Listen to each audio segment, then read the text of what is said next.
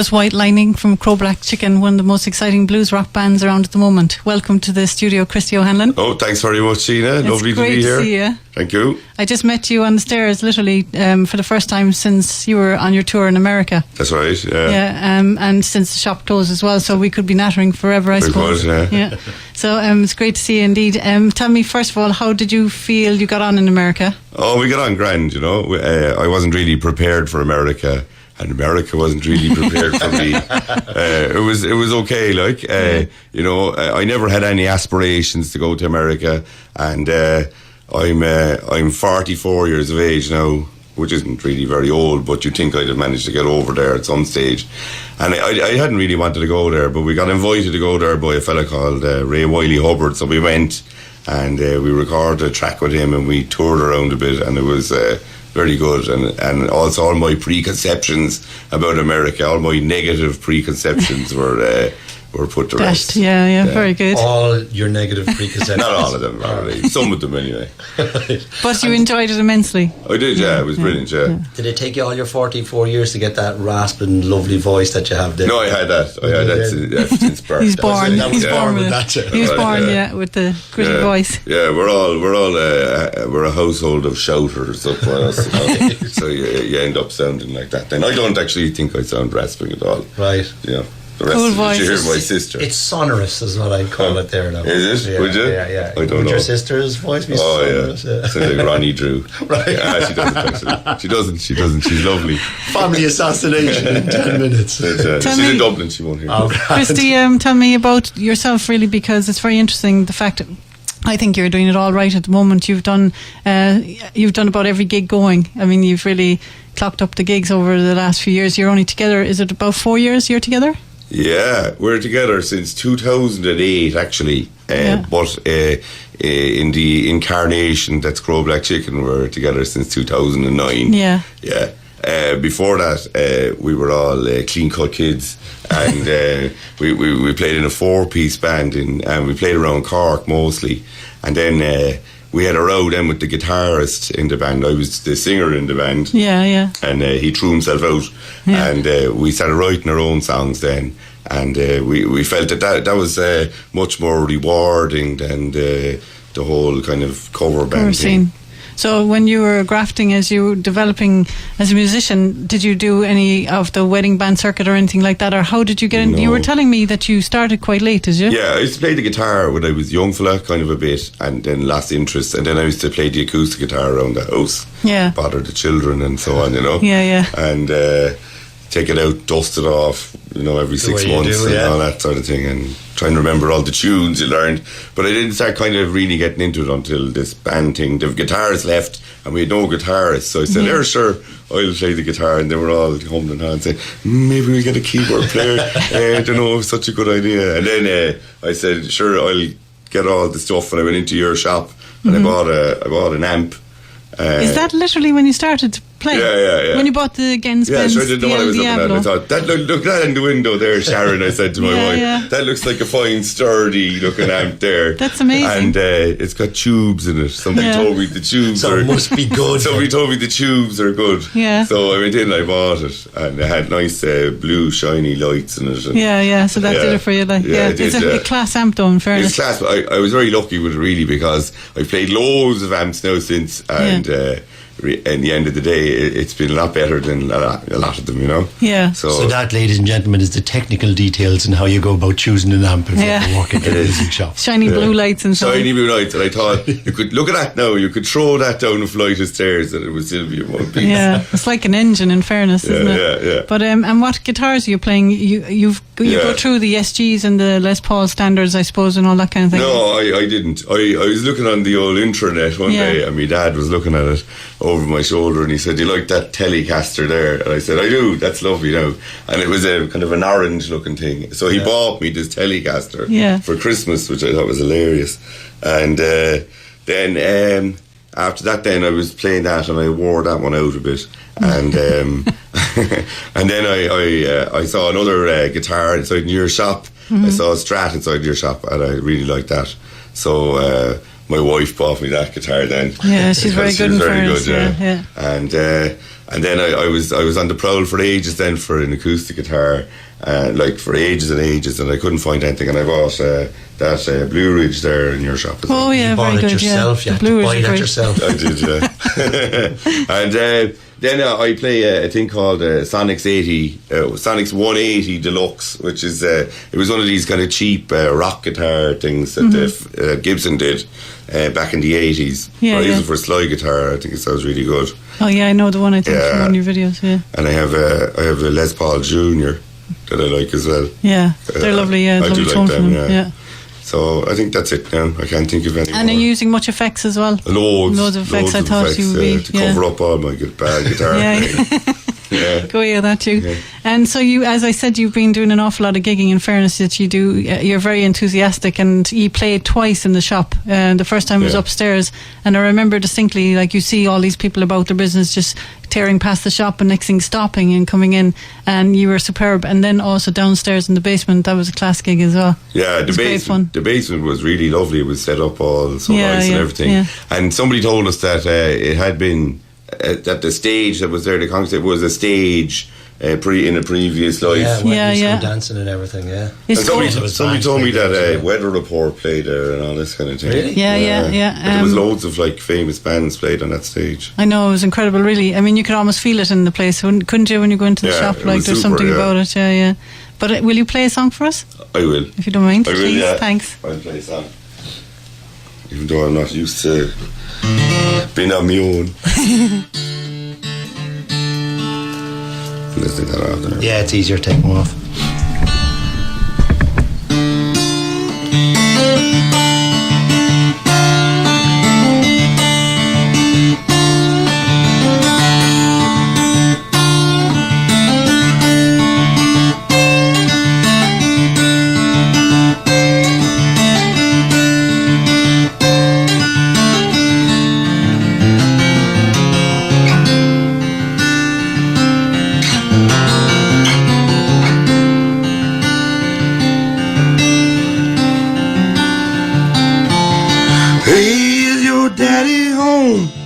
Left you all alone. Hey, is your daddy home? Left you all alone. He gonna jump shout. He gonna let out. She gonna do a thing when she meet the king. She gonna meet the king.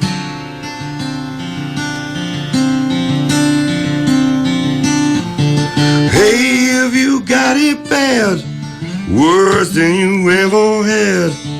Hey, if you got it bad, worse than you ever had. She gonna tell lie. She gonna make him cry. She gonna nearly die when she'd be so high. She gonna touch the sky.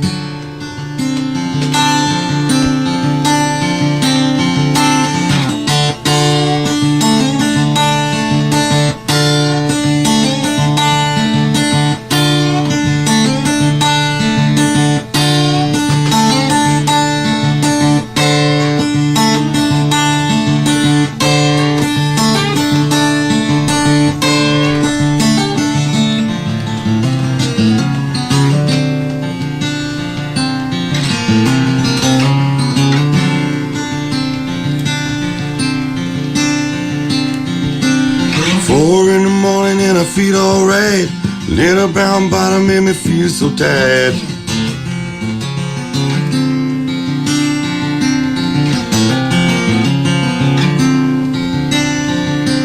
The night was black and the night was blue. She didn't know how to talk to you.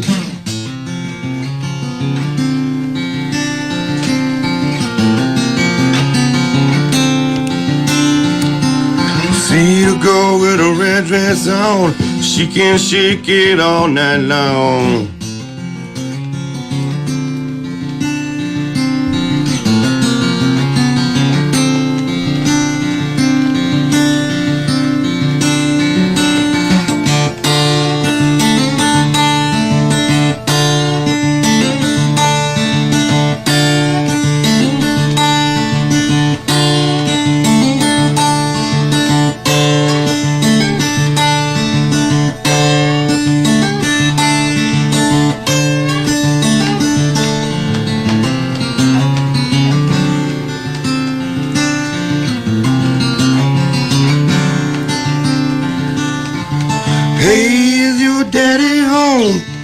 leaving you all alone. Is your daddy home? Leaving you all alone. He gonna join sing, bought her a diamond ring. She gonna everything when she meet the king. She gonna meet the king.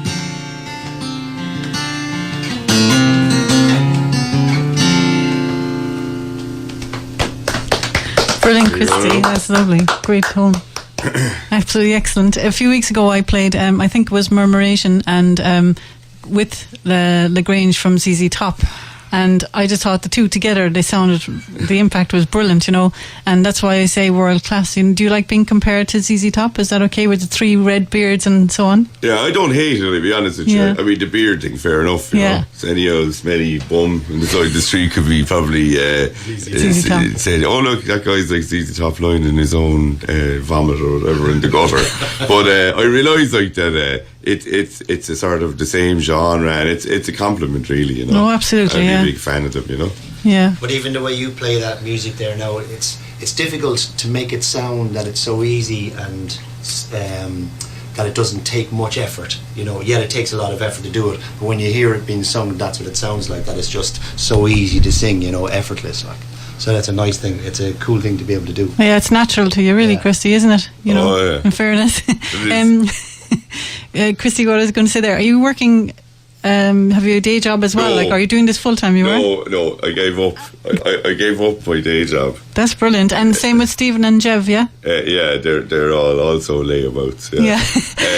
I think I was once on the phone to Steve, and he was, because I was asking him for one of the tracks for playing here on the studio, and he was in the middle of dissecting something in a lab in college at the time, and that's not too long ago, back in maybe April, I think. Yeah, he just finished college this year. Yeah. He did some kind of environmental science thing. He's supposed to go off and become a tree farmer or something. Oh, right, yeah. But he said that he'll hold off as long as he can anyway, Yeah. He was going off there studying beetles to the extent that he said by the end, like, he'd kill himself if he saw another beetle, He was just burned. That's what he was dissecting a beetle, actually, yeah. And what about Jev?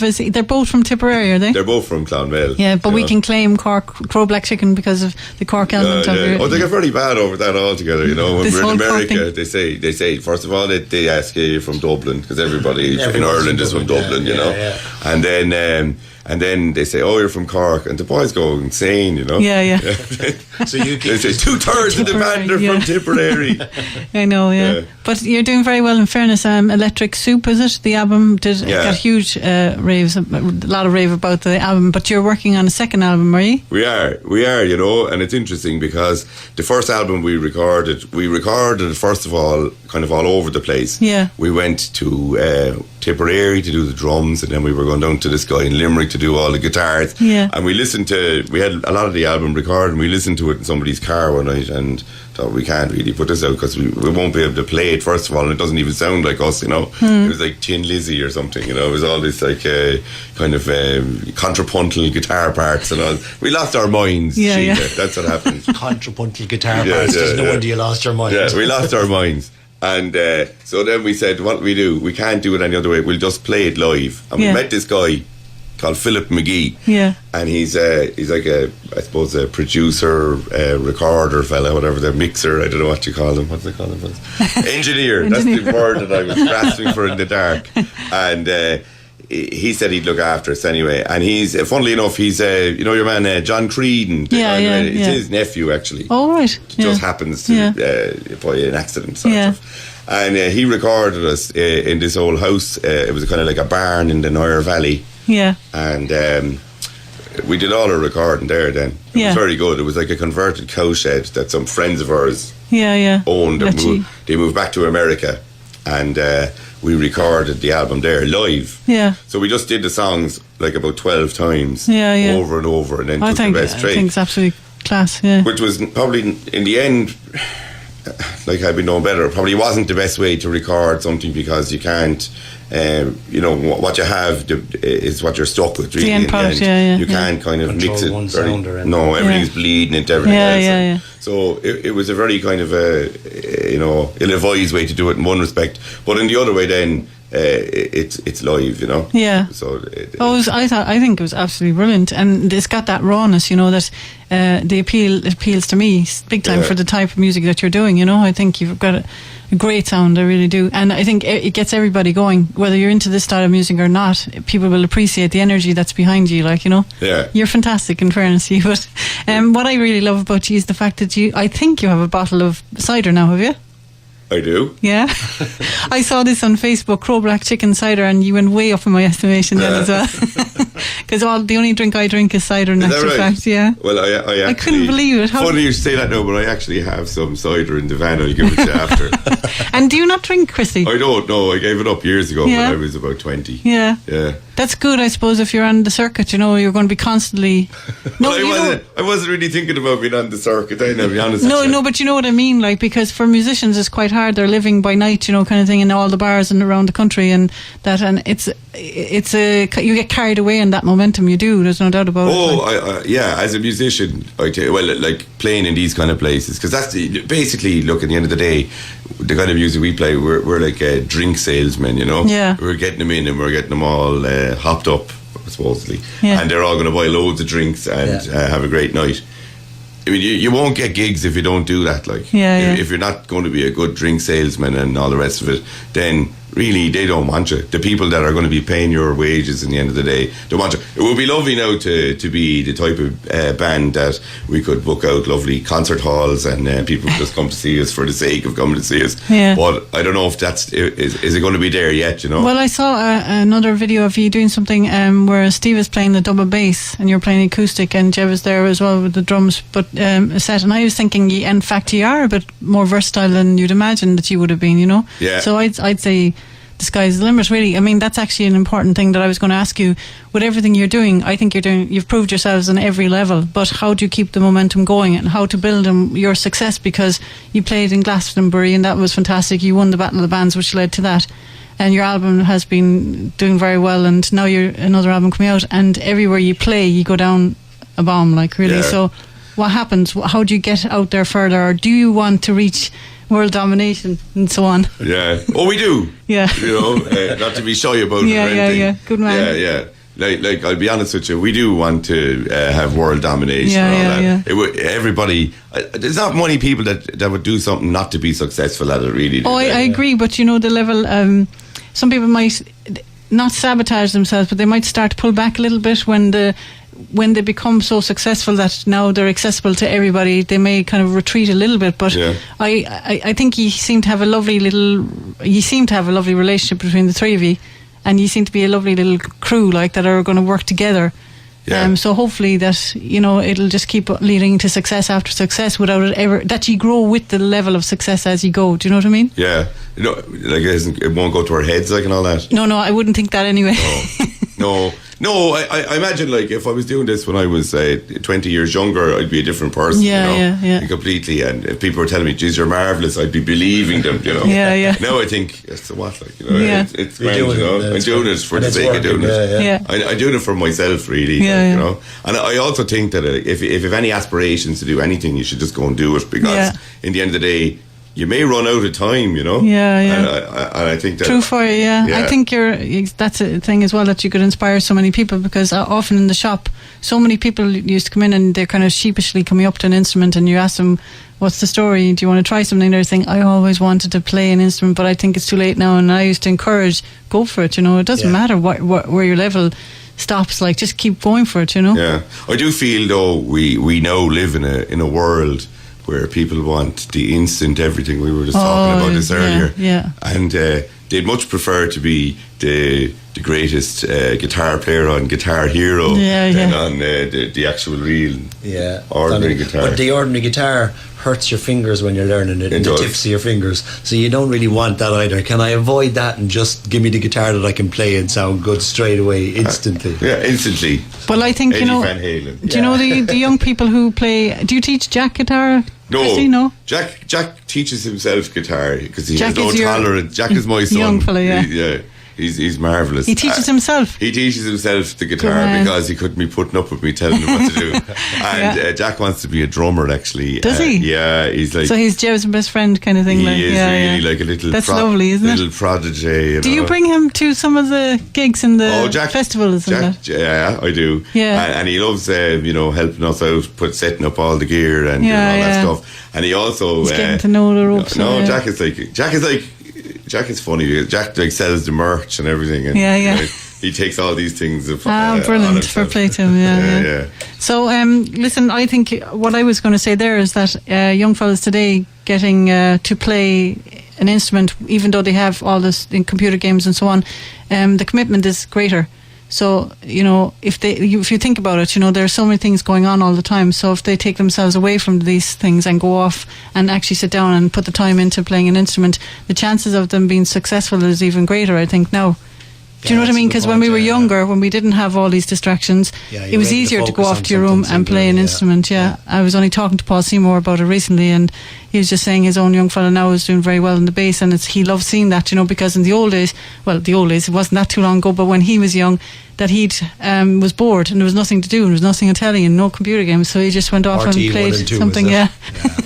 But Christy, how about the album? When's it out? At what stage are we at? At the very early stage? We're not. We're about 5 songs into kind of a 10-track album, and we recorded those down the Nire Valley again in this old place. But now what we're going to do is we're going to finish it up in Westland Studios in Dublin. And we're just going to kind of do it in a week. Normally what we do is you go down and do a couple of tracks and eat some stuff and hang around and go home. But now we'll just do it all in a week in Westland Studios in Dublin in November.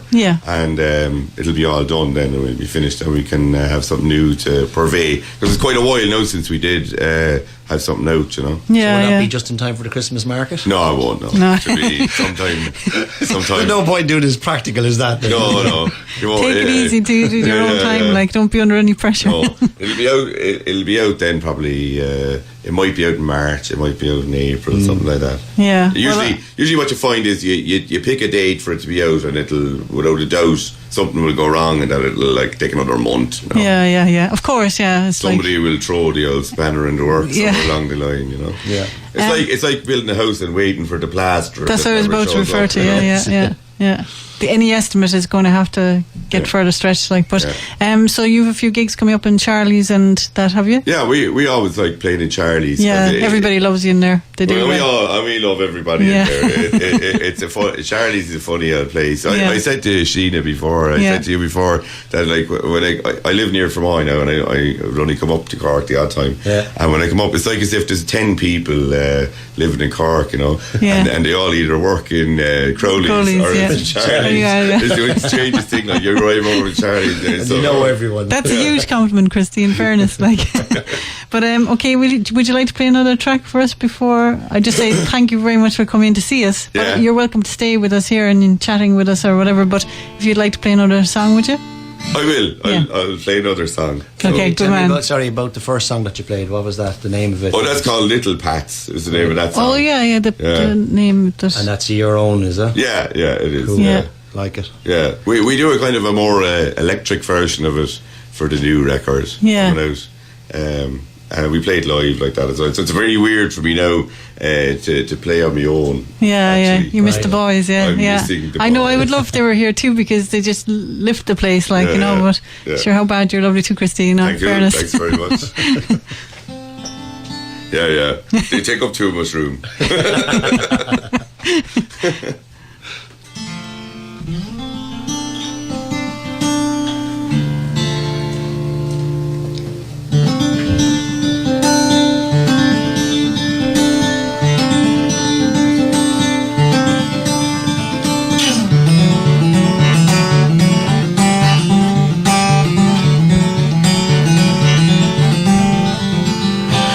Tree that's dead and rotting in the ground, head of a man waiting to be found. Take my bones and put them in the sea. The man I live, never to be free. And you know you wanna go through wind and rain and snow, gotta ride to reach the other side, to catch a priest and put him in the ground, to kill a man and lay his body down. On and on and you're going along now, on to the on and you're going along now, on to the on and you're going along now, on to the on and you're... The blood and gold are flowing through my hands. The Lamb of God is slaughtered on the land. Take my bones and throw them in the sea. The land I live, never to be free. And you know you wanna go to wind and rain and snow. And you know you wanna ride to reach the other side, to catch a man and put him in the ground, to kill a man and lay his body down. You're going along now, on to the dawn and you're going along now, on to the dawn and you're going along now, on to the dawn and you're going along now.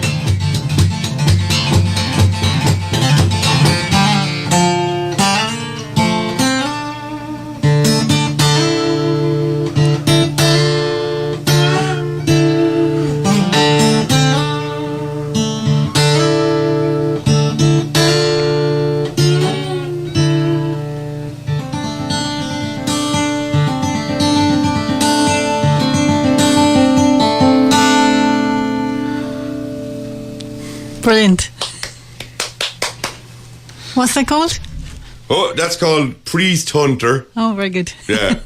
Excellent stuff, Christy. Thanks you. a million for coming in. It's brilliant to see you, and hopefully if we can keep you for a little while here, we'll have a chat afterwards, you know, because it's been good to see you. But now I'm going to play 2 tracks. The first is Cormac O'Queeve, Lay Low for a While, and Shane Power, My Friend, and 2 original artists from Cork are very, very good as well. Nice one.